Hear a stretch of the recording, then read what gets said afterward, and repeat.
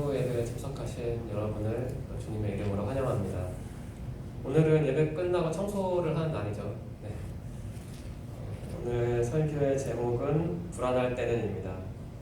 오늘 우리에게 주신 하나님의 말씀은 빌립보서 4장 6절에서 7절인데요. 우리 다 함께 같이 읽겠습니다. 빌립보서 4장 6절에서 7절 시작. 아무것도 염려하지 말고 다만 모든 일에 기도와 간구로 너희 구할 것을 감사함으로 하나님께 아뢰라. 그리하면 모든 지각에 뛰어난 하나님의 평강이 그리스도 예수 안에서 너희 마음과 생각을 지키시리라. 아멘. 여러분은 불안할 때가 많이 있나요? 네, 청년 시절에는 굳이 청년 시절이 아니더라도 살다 보면 불안할 때가 참 많은데 신앙적으로 보면 이 불안이라는 주제를 우리가 깊이 다뤄야 하고 또 잘 해석해야 할 것 같아요. 네, anxiety. 여러분은 불안할 때 어떻게 반응을 하나요? 오늘 우리에게 주시는 하나님의 말씀은 이 불안을 어떻게 해석하고 이 불안을 어떻게 해소할 것인지를 다루는 말씀입니다. 옥중서신은 에베소서, 빌립보서, 골로새서, 빌레몬서인데 에베소서는 다뤘죠. 그리고 빌레몬서도 다뤘고 이번에는 빌립보서를 다룰 겁니다. 오늘 우리에게 주신 하나님의 말씀을 제가 공동번역 성경으로 읽겠습니다. 원래 하느님인데 아무래도 좀 하느님이 익숙하진 않으니까 그 단어 하나만 제가 바꿨습니다. 제가 읽겠습니다. 아무 걱정도 하지 마십시오. 언제나 감사하는 마음으로 기도하고 간구하며 여러분의 소원을 하나님께 아뢰십시오. 그러면 사람으로서는 감히 생각할 수도 없는 하나님의 평화가 그리스도 예수를 믿는 여러분의 마음과 생각을 지켜주실 것입니다. 평이한 단어들로 구성되어 있지만 한번 중요한 부분을 뜯어서 좀 깊이 분석해 볼까요? 네, 그 염려라는 단어가 있습니다. 걱정이라고도 번역되어 있는데요. 이런 뜻이 있죠. 문제 때문에 그냥 근심하는 게 아니라 지속적으로 근심하는 겁니다. 아침에 일어나서 잘 때까지. 그리고 한 달이든 두 달이든 1년이든 계속 근심하는 거. 이것을 염려로 말하고 있죠. 그리고 내가 어찌할 수 없는 일이 있을 텐데 그것 때문에 염려하고 마음을 졸이는 것도 근심한다고 표현할 수 있습니다. 특별히 제가 주목하는 것은 그 미래의 일 때문에 스스로 고통스러워하는 것이죠. 앞날을 생각하면서. 그러니까 두 번째와 비슷하죠. 통제할 수 없는 미래인데 그것 때문에 걱정하고 마음을 졸이는 것도 염려에 해당됩니다. 이 본문에서 말하는 염려 혹은 근심을 하는 이유는 여러 가지가 있겠지만 신앙적으로 보자면 하나님이 나를 돌보시고 내 인생의 그 최종적인 설계자는 하나님이다. 이것을 완전히 인정하지 못하면 그 지속적인 근심에 빠질 수밖에 없겠죠. 논리적으로 당연한 겁니다. 이 염려 혹은 근심의 반대가 바로 기도와 간구입니다. 특히 여러분은 미래를 생각할 때 어떤 느낌을 갖나요? 저는 청년 시절에 미래를 생각하면 참 답답하고 힘들고 그랬는데 아마 저와 비슷한 분이 있을 것도 같습니다. 자칫 그 걱정이 심하게 빠지면 그 머릿속에 있는 생각의 줄이 다 저렇게 엉키게 되겠죠. 그러면 신앙생활을 잘 하기도 어렵고 또 어쩌면 대인 관계에서도 문제가 발생할 겁니다. 다음으로 기도와 간구를 볼까요? 기도와 간구를 구분할 필요가 있는데요. 기도는 좀 예배와 관련된 개념입니다. 예배하는 마음으로 하나님께 드리는 그 무엇을 기도라고 하는데 간구는 조금 범위가 좁혀지죠. 그러니까 필요한 것을 하나님께 요청하는 것. 하나님 이게 없는데 어떻게 하면 좋을까요? 저에게 이게 꼭 필요한데 이 학위가 필요한데 이 사람이 필요한데 어떻게 하면 좋을까요? 이것을 간구라고 볼 수 있죠. 바로 이 기도와 간구가 앞에서 말씀드린 염려와는 반대되는 신앙인의 기본 태도입니다. 반드시 지켜야 하는 거죠. 살아있는 동안에. 이 기도와 간구를 할 수 있는 근거는 바울의 말에 따르면 하나님의 살아계심을 믿어야 하는 것이라고 합니다. 그러니까 염려와는 반대죠.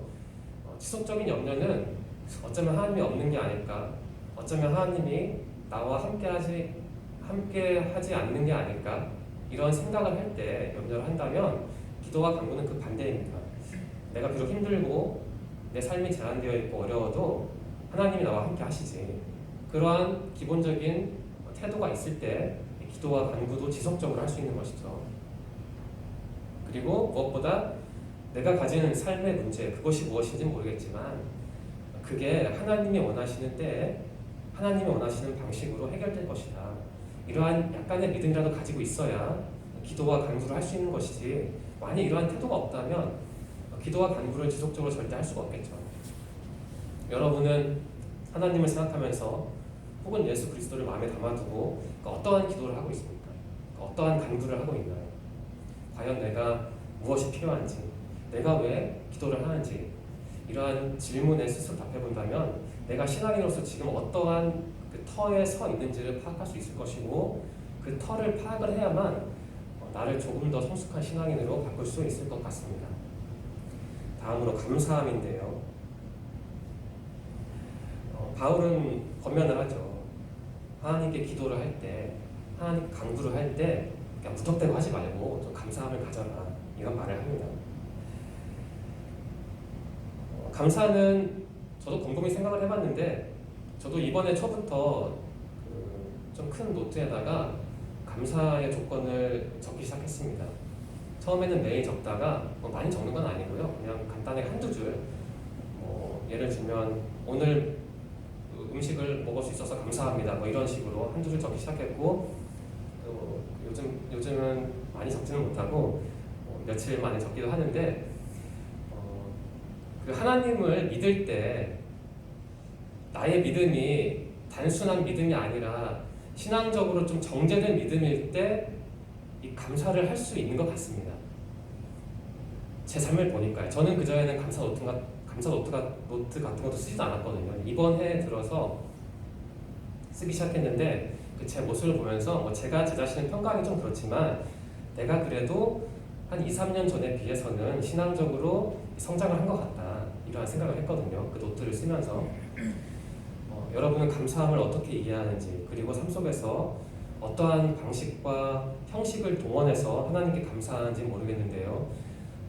감사함과 나의 신앙을 한번 연결지어서 고민해 본다면 신앙적으로 유의미한, 필요한 어떤 고민의 토대를 마련할 수 있을 것 같습니다. 또 감사는 이러한 의미가 있죠. 감사함으로써 나의 기도와 나의 간구를 1차적으로 두는 게 아니라 그 감사함을 통해서 하나님께 초점을 줄 수 있다는 거죠. 그러니까 미리 말씀을 드리면 바울이 하는 얘기는 하나님을 설득해서, 기도와 간구를 통해 하나님을 설득해서 필요한 걸 받아내라, 이것이 결코 아닙니다. 말씀을 드리겠지만 하나님께 초점을 두라는 것이죠. 그렇다고 해서 하나님이 기도와 간구의 내용을 절대 들어주시지 않는다, 이것도 아니고, 일단 가장 중요한 것은 어떠한 기도가 있건 어떠한 간구를 하던 간에 하나님께 초점을 두는 게 가장 중요하다는 겁니다. 신앙인은 기도, 간구의 응답에 관해 하나님의 뜻을 가장 신뢰, 앞에서 드린 말씀과 비슷합니다.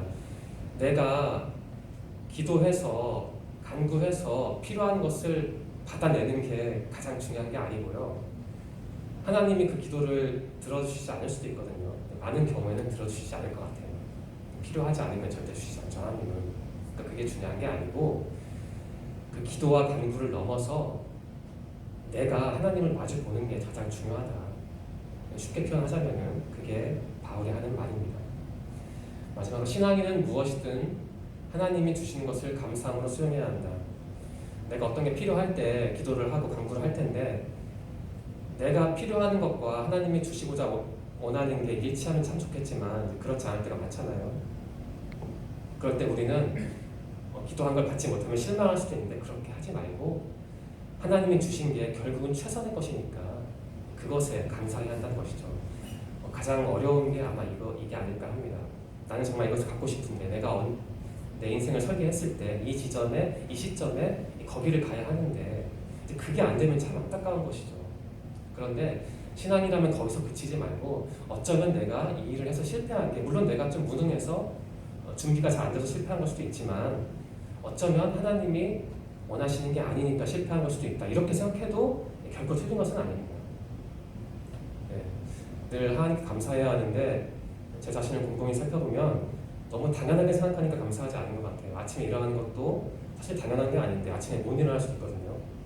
자다가 죽으면. 근데 일어나는 것도 당연한 게 아니고 또 아내와 같이 식사하는 것도 당연한 게 아니고 내 아이들이 전 아이는 없지만 나와 함께 공원에 가서 산책하는 것도 당연한 게 아닌데 우리는 많은 경우에 우리가 누리는 것, 우리가 갖고 있는 것을 당연하게 생각하는 것 같아요. 알게 모르게. 아마 그래서 감사함이 부족하지 않을까라는 생각도 전 해봤습니다. 네, 이제 지각이라는 표현이 있죠. 너무 간단합니다. 깨닫고 느끼고 이해하는 그런 기능, 냉정하고 편견 없이 생각하며 판단하는 능력, 인간으로서 살아가는데 필요한 모든 기능을 이 성경의 저자는 지각이라는 단어로 압축을 했습니다. 그러니까 하나님의 평강, 하나님의 평안, 하나님이 주시는 평화가 우리 인간의 그러한 지각의 모든 능력을 넘어선다, 초월한다는 뜻입니다. 네. 마지막으로 하나님의 평강, 예수 그리스도인데 하나님이 지니고 있는 영원한 평정, 평안, 이것을 성경에서는 하나님의 평강이라고 표현을 하죠. 그리고 무엇보다 앞에서 말씀드린 것처럼 그 하나님의 평강은 감사할 때 하나님이 나와 함께 하시고 내가 갖고 있는 게, 내가 먹는 게 나와 함께하는 사람이 당연한 게 아니라 하나님이 주신 것들이다라고 인정할 때 바로 이러한 평강을 누릴 수 있습니다. 또 하나님의 평강은 외적인 것이라기보다는 내적인 것이다. 그러니까 바울의 삶이 이것을 잘 보여주잖아요. 바울은 안질 혹은 간질 그런 신체적인 결점을 가지고 있었고 또한 그분의 삶이 굉장히 외롭고 고달팠습니다. 매맞기도 하고 잘 먹지도 못하고 그리고 마지막에는 학자들에 따르면 처형을 당한 것으로 알고 있죠. 그러니까 평생 죽어라 고생만 하다가 죽은 것이죠. 그런데 바울은 그러한 외적으로는 참 안타깝고 너무 극단적인 삶을 살았지만 누구도 줄 수 없는 하나님의 평안을 누렸고 또한 기적을 맛보기도 했죠. 물론 바울의 사례가 참 극단적이고 또한 바울의 사례를 모든 경우에 적용할 수는 없습니다. 하지만 분명히 우리에게 신앙적 의미를 주죠. 나의 삶의 조건이 조금 부족하더라도 열악하더라도 하나님의 평강을 누리는데 전혀 방해받지 않고 오히려 어떤 경우에는 나의 삶이 좀 평균보다 못 미치기 때문에 하나님이 나를 더 챙겨주시고 사랑하신다라고 생각을 하는 게 저는 개인적으로는 그게 신앙적이라고 봅니다.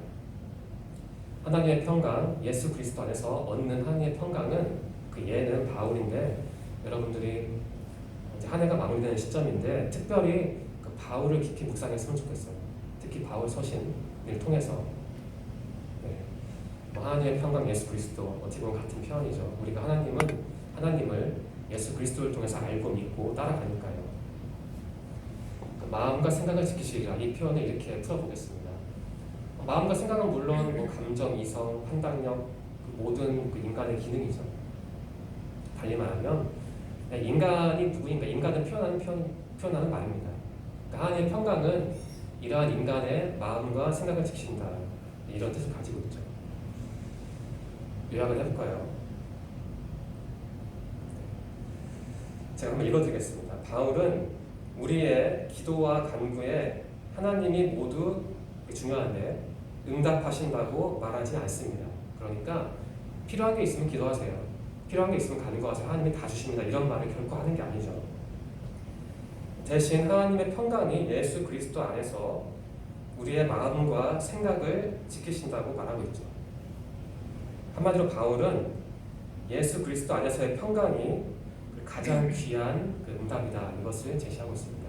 그러니까 다시 말씀드리면 비록 내가 기도와 간구를 통해서 얻고 싶은 것을 얻지 못해도 그게 문제가 되지 않고 문제가 되어서는 안 되고 그 기도와 간구의 과정을 통해서 일단 어떤 문제가 있는지 모르겠지만 어떤 게 필요한지 모르겠지만 하나님을 만나는 게 하나님을 마주 보는 게 가장 필요하고 가장 중요하다 이 말을 바울은 하고 있는 겁니다. 결국 중요한 것은 우리에게 중요한 것은 예수고 하나님이고 또한 성령이고 복음이겠죠. 너무 재미가 없으니까 조금 다르게 오늘 말씀을 접근해 볼까요? 다른 렌즈가 필요한데 저는 3명의 렌즈를 동원했습니다. 저는 전에 함께 살펴본 테드 피터스라는 그 신학자, 그리고 키에르케고르라는 또 철학자이자 신학자, 그리고 또 C.S. 루이스라는 그 신앙인을 통해서 오늘 말씀을 좀 다르게 제 나름대로 풀어보겠습니다. 네.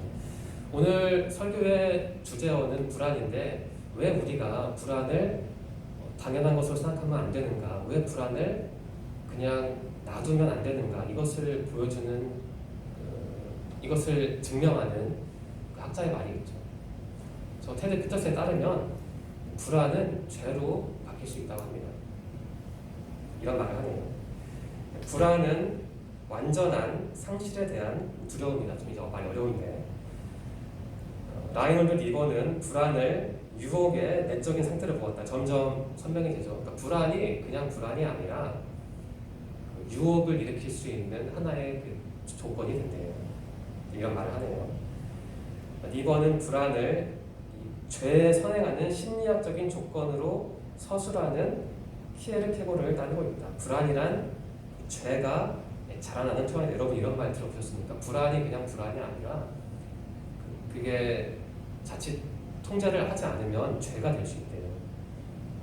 그러니까 불안은 그냥 놔두면 안 되는 것이죠. 신앙에 내가 불안하네 하고 뭐 상담이나 받으러 갈까 이렇게 가볍게 처리하면 절대 안 되는 것이죠. 상담을 받지 말라는 게 아니라 불안을 당연히 생각하고 그냥 가만히 놔두면 나는 그 죄인이 될 수가 있습니다. 그렇다면 그 죄가 뭘까? 앞에서 키에르케고르를 살펴보자 했는데 이분이 이런 말을 하네요.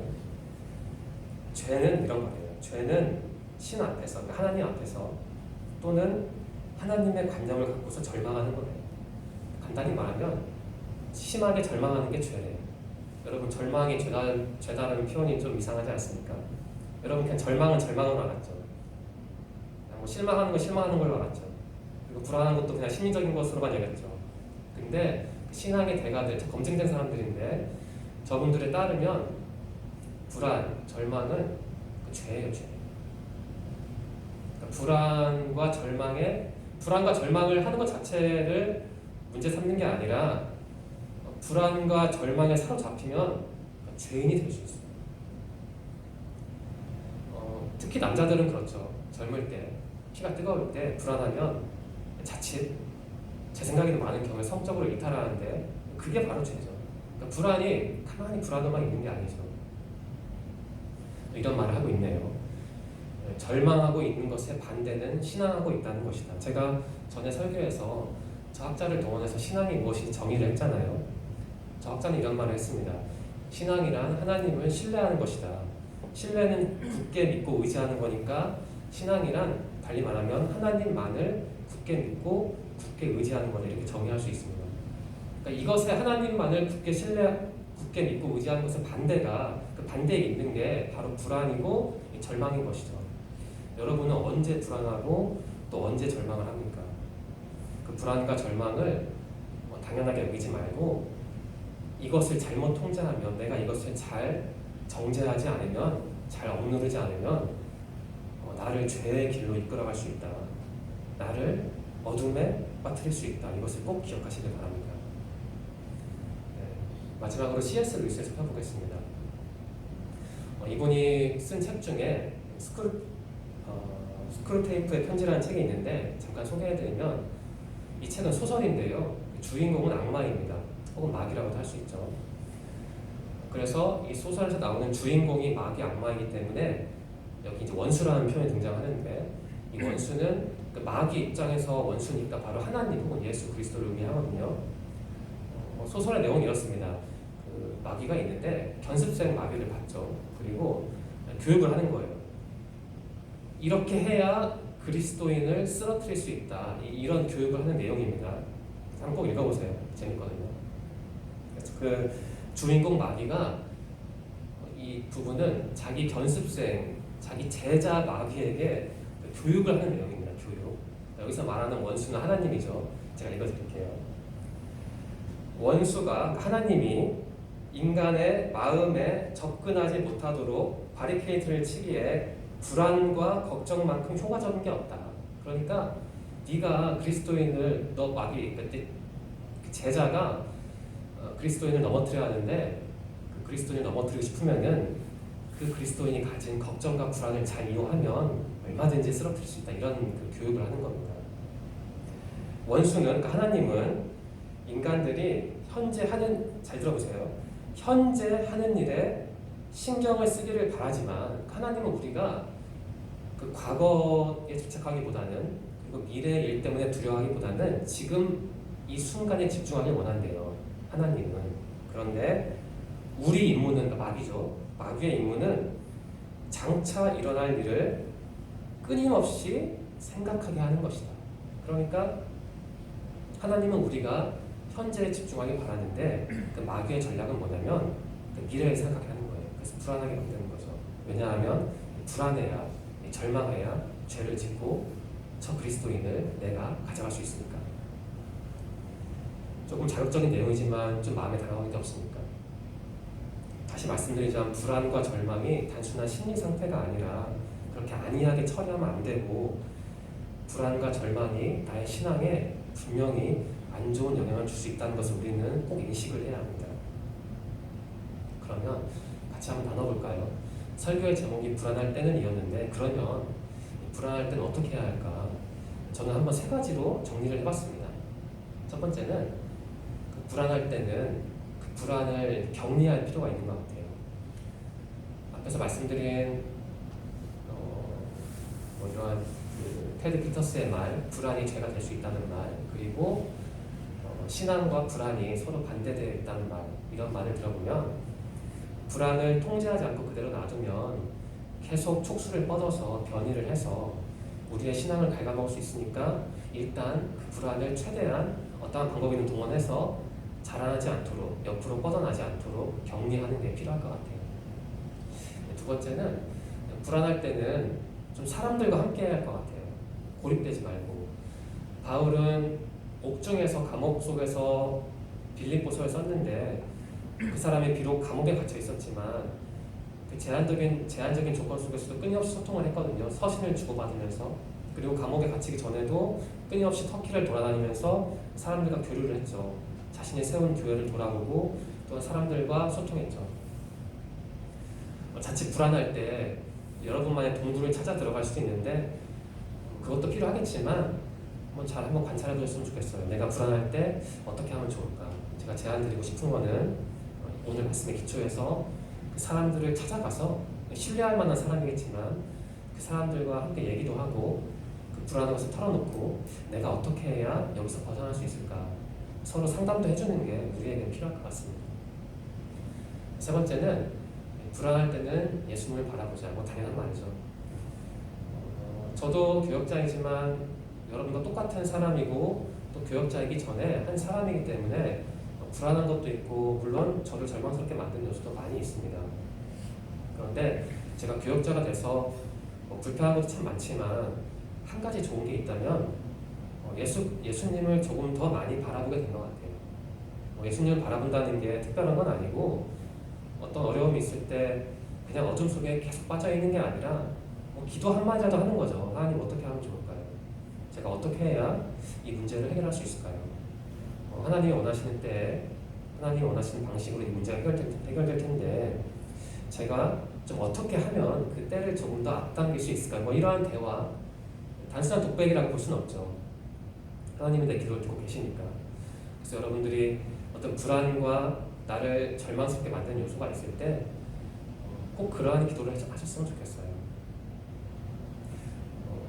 도와달라는 기도도 좋고 혹은 나의 문제를 해결해달라는 기도도 좋은데 어떠한 기도이든 간에 고립되지 말고 소외되지 말고 꼭 하나님과 소통을 해서 나의 불안과 절망을 하나님이 원하시는 방식으로 해석하고 해소하기를 바랍니다. 오늘 설교 내용을 흐름을 생각하면서 이 공동역 성경을 읽어보면 좋을 것 같습니다. 제가 다시 한번 읽겠습니다. 그 의미를, 단순한 단어이지만 그 의미를 깊이 생각해 보시고 어떻게 나는 이 말씀을 해석할 것인지 한번 머릿속으로 떠올려 보십시오. 제가 읽겠습니다. 아무 걱정도 하지 마십시오. 언제나 감사하는 마음으로 기도하고 간구하며 여러분의 소원을 하나님께 아뢰십시오. 그러면 사람으로서는 감히 생각할 수도 없는 하나님의 평화가 그리스도 예수를 믿는 여러분의 마음과 생각을 지켜주실 것입니다. 불안은 예수 그리스도와 반대되는 개념인 것 같습니다.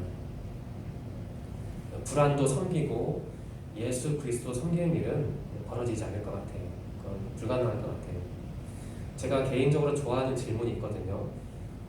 요즘도 아이들에게 그렇게 하는지 모르겠지만 그냥 장난삼아 아이를 붙잡고 너는 뭐 엄마가 좋아 아빠가 좋아 이런 질문을 할 수 있는데 그 아이들이 제 생각에는 나는 엄마와 아빠를 50대 50으로 좋아해 이렇게 대답할 수는 없거든요.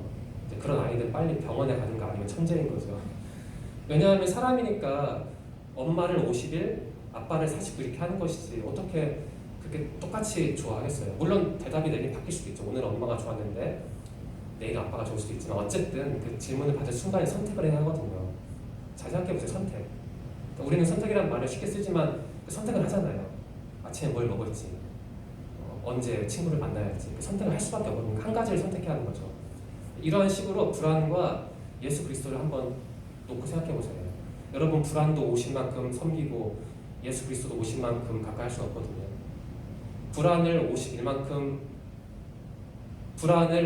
내가 가지면 예수 그리스도는 49인 거죠. 근데 결국은 하나를 선택해야 할 수밖에 없는 거예요. 둘 다 절대 같이 마음속에 담아둘 수 없는 거죠. 여러분들은 불안할 때 어떻게 합니까? 여러분 절망스러운 일 있을 텐데 그때 어떻게 할 겁니까? 그냥 그 불안과 절망을 당연하게 여기고 그냥 거기에 빠져 살 겁니까? 아니면 예수 그리스도를 붙잡고 그 불안과 절망을 해소할 겁니까? 둘 다 가질 수는 없으니까 불안과 예수 그리스도 사이에서 너무 오래 방황하지 말고 빨리 방향을 정해서 그 예수 그리스도에 다가가는 게 달려가는 게 우리가 해야 할 일이죠. 오늘 불안할 때는 이라는 설교 제목으로 너무나 유명한 또 우리가 자주 외우는 말씀을 함께 나눴는데 다시 말씀드리지만 불안과 절망은 단순한 심리적인 상태가 아니라 우리를 예수 그리스도에게서 멀어지게 할 수 있는 그 죄의 조건이 되거든요. 내가 어떤 것 때문에 불안해하고 절망하는지를 꼭 기록을 하든지 파악을 하고 내가 어떻게 해야 여기서 벗어나서 예수 그리스도와 조금 더 많이 깊게 동행할 것인가를 이번 주에 꼭 고민해 보시고 이번 주에 꼭 빌립보서를 묵상함으로써 하나님의 자녀로서 예수 그리스도와 깊이 동행하는 여러분들이 되기를 간절히 소망합니다. 기도드리겠습니다. 하나님 감사합니다. 오늘도 우리에게 생명을 주셔서 주님 전에 나와 기도하고 찬양하고 주님께 예배드릴 수 있도록 인도해 주셔서 감사합니다. 하나님 바울 사도는 우리에게 불안해하지 말고 절망하지 말고 하나님께 기도해라, 하나님께 나아가라 이러한 권면을 했습니다. 사실 이러한 권면은 우리가 수도 없이 들었기 때문에 수도 없이 들었지만 우리는 그것을 제대로 실천하지 못하고 있습니다. 하나님, 우리 청년들이 한 인간으로서 신앙이기 전에 한 개인으로서 삶을 살아가면서 때로는 힘들고 어려운 일이 있을 텐데 때로는 절망스럽고 고통스러운 일이 있을 텐데 그러한 상황에 있을 때 절대 그러한 절망을 당연한 것으로 여기지 말고 거기에 빠지지 말고 꼭 예수님을 찾고 하나님을 의지함으로써 거기에서 벗어날 수 있도록 주님 도와주옵소서. 특별히 삶의 어려움이 있을 때 그 어려움 때문에 힘들어지는 게 아니라 그 어려움 덕분에 주님께 더 나아갈 수 있는 우리 소망 청년들이 될 수 있도록 그들의 삶 가운데 함께하여 주옵소서. 지난 한 주도 지켜주신 주님 감사합니다. 한 해가 마무리되는 이 시점에 대림절을 보내고 있는 시점에 우리 청년들이 무엇보다 특히 예수 그리스도를 간절히 기다릴 수 있도록 그들의 마음도 어루만져 주시옵소서. 이번 한 주도 우리를 지켜주실 것을 믿습니다. 다음 주 다 같이 모여서 이 자리에서 주님께 기쁨의 예배를 드릴 수 있도록 우리와 함께하여 주옵소서. 인도하실 것을 믿으며 예수님의 이름으로 감사하며 기도드립니다. 아멘.